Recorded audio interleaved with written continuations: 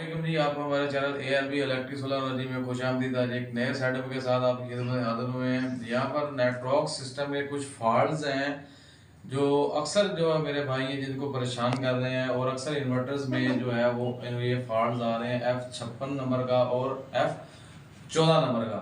F14 number का जो fault है वो है लो DC कट ऑफ वोल्टेज, और जो F56 नंबर का फॉल्ट है वो है high DC cut off voltage.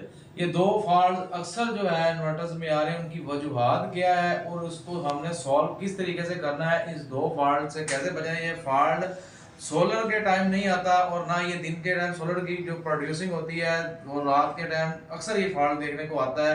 अक्सर मेरे भाई इस फॉल्ट से बहुत परेशान है। आज हम इस वीडियो में इस फॉल्ट का आपको हल बता रहे हैं। नेटवर्क 8 किलो वाट हो या 6 किलो वाट, आप इस सेटिंग को जो है आप ये इन्वर्टर के अंदर कुछ ऐसी सेटिंग है जिसको आप चेंज करेंगे तो ये फॉल्ट जो आपको देखने का जो है मिलेगा। अगर आप जो हम आपसे सेटिंग शेयर कर रहे हैं, सेटिंग को आप सेव करवाएं, आपका ये इन्वर्टर फॉल्ट से जो है वो क्लियर हो जाएगा। तो हम सेटिंग तरफ चलते हैं। अगर आप हमारे चैनल पर न्यू है तो हमारे चैनल को सब्सक्राइब और बेल आइकन को पुश कर दें ताकि आने वाली मजीद वीडियो आप तक बआसानी पहुंच सके। F56 का फॉल्ट और F14 का फॉल्ट किस सूरत में आता है और कौन सी सेटिंग होती है जब ये फॉल्ट को हमें देखने को मिलता है। ये अक्सर फॉल्ट जो है वो रात को 10-11 बजे के करीब ही देखने को क्यों मिलता है, तो इसकी वजूहत क्या है। चलते हैं इन्वर्टर के प्रोग्राम की जानब और इसको सॉल्व करने का तरीका बताते हैं। तो यहाँ पर जो है 8 किलोवाट नेटवर्क का सिस्टम ऑलरेडी इंस्टॉल्ड है। यहाँ पर इनको क्या प्रॉब्लम आ रही थी कि F56 का और F14 का फॉल्ट इनको रात को जो है वो डिस्टर्ब कर रहा था। इनका इन्वर्टर जो है वो चलते चलते खुद ब खुद ऑफ हो जाता था। तो हम इस फॉल्ट को इस क्लियर करने के लिए इन्होंने हमें इनवाइट किया है कि सर हमें ये फॉल्ट को क्लियर करके दें। इन्होंने काफ़ी जगह पर जो है कोशिश की लेकिन इस फॉल्ट को क्लियर नहीं कर सके। अब ये हम ज़िला रहीमिया खान में मौजूद है, इस वक्त खानपुर अड्डे के पास, जहाँ पर हमने जो है इस सिस्टम को इस फॉल्ट को दूर करने के लिए यहाँ पे आए हुए हैं। हम आपको शेयर करते हैं कि फॉल्ट किस तरीके से दूर होगा।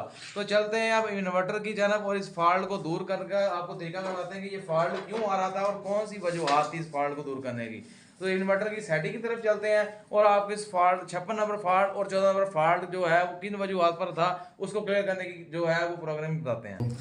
तो हम सेटिंग में जाएंगे, सेटिंग को ग्राइंडिंग में टच करेंगे। सबसे पहले जो है आपने बैटरी की सेटिंग चेक करनी है कि आया कि बैटरी की सेटिंग जो की हुई है वो प्रॉपर ठीक है या नहीं ठीक। अगर एक 56 नंबर फॉल्ट की वजूहत बैटरी की वजह से बनता है और 14 नंबर का जो फॉल्ट आता है वो आपसे शेयर करते हैं किस वजह से आता है। पहले हम 56 नंबर फॉल्ट को दूर करते हैं। बैटरी की सेटिंग में जाएंगे, यहाँ पर आप चेक कर सकते हैं कि आपकी जितनी AH की बैटरी लगाई ये ठीक है, फीडिंग है, और इसकी चार्जिंग डिस्चार्जिंग आपने चेक करनी। यहाँ पर 30 एम्पेयर है और यहाँ पर 80 एम्पेयर है। अगर 230 एम्पेयर की बैटरी है उसकी 30 एम्पेयर की आप डिस्चार्जिंग खोलेंगे और 80 एम्पेयर से 100 एम्पेयर के करीब करेंगे तो आपका ये जो है फॉल्ट जो है वो करली कवर हो जाएगा। अगर आप इसकी जो है फीडिंग 50 से 50 कम तक करेंगे तो ये फॉल्ट जो है आपका जो आपको डिस्टर्ब करेगा।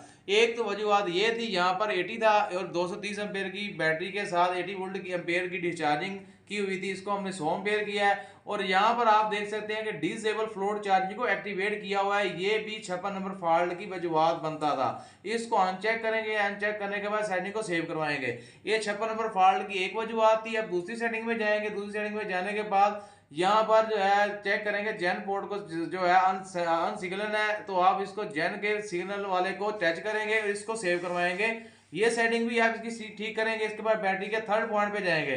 तीसरी सेटिंग में जाने के बाद यहाँ पर आप देख सकते हैं कि ये मेन पॉइंट होते हैं जो F नंबर 14 के फॉल्ट का स्वभाव बनते हैं। फ्लोट वोल्टेज जो है 55.2 है, इसको बाय डिफॉल्ट रहने देते हैं अक्सर लोग, आप इसको जो है 50 वोल्ट करेंगे।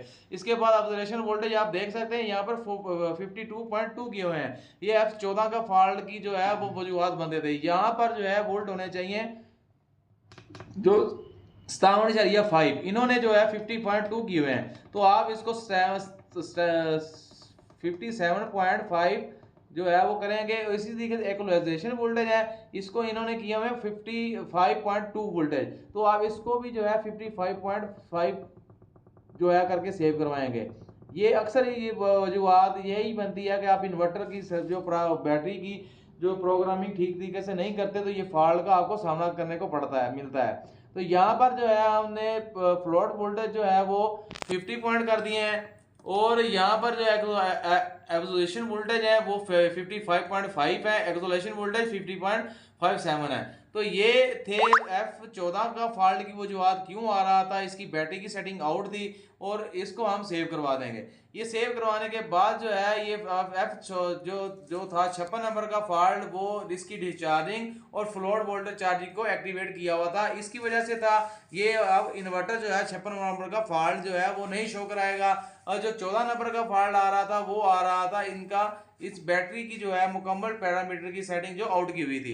चलते हैं यहाँ पर देखते हैं कि जेन पोर्ट की सेटिंग जो है ऑलरेडी वो ठीक की है। अगर जेन पोर्ट की भी सेटिंग इन्होंने ठीक नहीं की होगी तो ये आपको जो है फॉल्ट की सूरत में लेकर जा सकती है। ये 2-3 वजूहत हैं जो आपसे हम शेयर कर रहे हैं। इनकी वजूहत यहाँ पे देख सकते हैं, स्मार्ट लोड एक्टिवेट है, ऑन ग्रिड ऑलवेज ऑन है। यहाँ पर इन्होंने वार्ड मेंशन किए हैं 610 वार्ड, ये ऑलरेडी जो है गलत है। यहाँ पर कोई भी वार्ड मेंशन नहीं करना है आपने, जितना भी हैवी लोड है इसको आप 0 वार्ड करके सेव करवाएंगे। यहाँ पर आप देख सकते हैं इन्होंने 56.4 और जो है 53.1 वोल्ट किया हुआ है, तो ये भी फॉल्ट की वजूहत बनता है। आपने इसको क्या करना है, यहाँ पर आपने 47 कर देना है, इसको कम करेंगे दोनों को, पहले ऑफ को और उसके साथ ही इसको कम करेंगे। इसको आप 40 जो है 8 कर दें, ऑफ को के 48 तक जैसी बैटरी पहुंचे तो ये हमारा इन्वर्टर हैवी लोड को डिस्कनेक्ट कर दे। तो इसको जो है आप ऑन जो है वो आप कर दें कि 48.5 पर ये ऑन हो।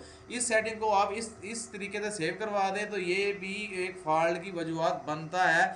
पोर्ट की ये सेटिंग थी इसको भी हमने आपके साथ शेयर किया। अगर आपकी ये जेन पोर्ट की सेटिंग अगर चेंज की हुई है तो उसकी वजह से भी ये F56 का फॉल्ट जो है आपको देखने को मिल सकता है।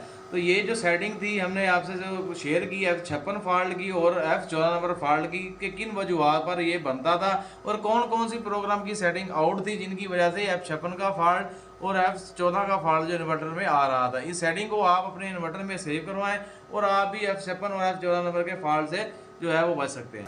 तो ये वो सेटिंग थी जो हमने फॉल्ट को दूर करने की आपके साथ शेयर की है। अक्सर आप जो है ये जो भी इन्वर्टर के अंदर हम कमांड सेव करवाएंगे, आप इन्वर्टर जो है आपका उसी कमांड को जो है वो मद्देनजर रखते हुए जो आपके लोड को और आपके बैटरी को जो है वो चलाएगा। अगर आप इन्वर्टर के अंदर प्रोग्रामिंग जो है वो बिल्कुल करेक्ट तरीके से कुरियर के हिसाब से सेव करवाएंगे तो आपका इन्वर्टर जो है आपकी लाइफ भी इंक्रीज करेगा और आपको सोलर से प्रोडक्शन भी अच्छी लेकर देगा और आपकी बैटरी की लाइफ को भी वो मैनेज करते हुए 4 से 5 साल जो है वो एक्टिवेट में जो गुजार के देगा। अगर आपके इन्वर्टर के अंदर प्रोग्रामिंग ही ठीक तरीके से नहीं की गई तो आपका इन्वर्टर किसी सूरत में आपको हाइब्रिड के तौर पर भी प्रोडक्शन ठीक तरीके से नहीं लेके देगा। आपका इन्वर्टर कभी भी आपका लोड नहीं उठा सकता।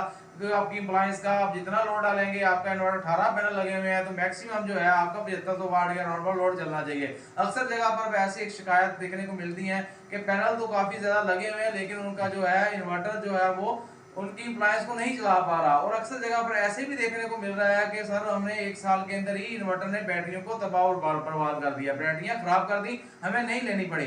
तो भाई इसके लिए प्रोग्रामिंग होती है। इन्वर्टर को लगाना तो आसान है लेकिन इन्वर्टर की प्रोग्रामिंग को जो है वो अगर प्रॉपर तरीके से आप सेव करवाएंगे तो आपके इन्वर्टर को जो है वो सोलर से प्रोडक्शन भी अच्छी मिलेगी, आपकी अप्लायंस भी अच्छे तरीके से आपका लोड को मैनेज करवा के देगा इन्वर्टर और आपकी बैटरी भी अच्छी जो है उसकी लाइफ भी इंक्रीज करेगा। तो उम्मीद है कि जितनी भी सेटिंग हमने आपके साथ शेयर की है आपको बाखूबी समझ आ चुकी होगी। अगर हमारी वीडियो अच्छी लगी है तो हमारी वीडियो को ज्यादा से ज्यादा लोगों तक शेयर करें ताकि ये इल्म जो है जो मैंने आपसे शेयर किया 15 number fault, 16 number fault, 14 number fault और 56 नंबर फॉल्ट जो अक्सर इन्वर्टरों में देखने में आ रहा है नए मॉडल्स में, वो इनको क्लियर कर सकें।